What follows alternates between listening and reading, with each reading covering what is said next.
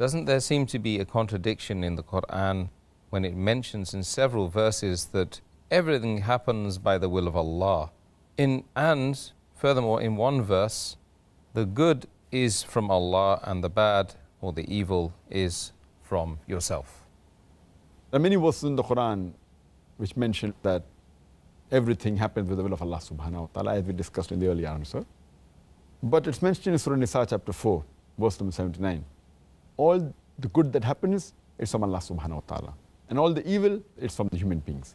On the face of it, it seems to be a contradiction, but if you realize the real meaning, there's no contradiction at all. For example, the electricity comes from the head power station. It's coming.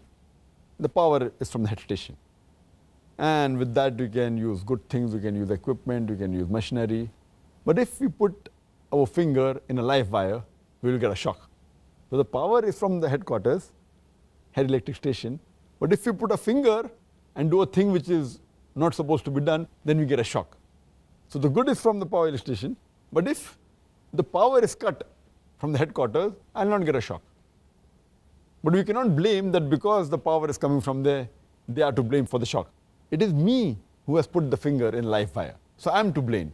But the power is coming from the head electric station. Let me give you another simpler example. That the father is head of the family. He earns and he spends on the family. So he is responsible for everything that is spent. But at the same time, he gives pocket money to his son. Now with the pocket money what the son receives, he gambles, he has alcohol. So who's to blame? The person to blame for doing this sin of gambling and having intoxication is the son. But the money is coming from the father. So it's happening with the money of the father, but who's to blame? The son. The same way, everything happens in the will of Allah subhanahu wa ta'ala, but if anything good takes place, it's because of Allah subhanahu wa ta'ala. Any bad, it is because of you.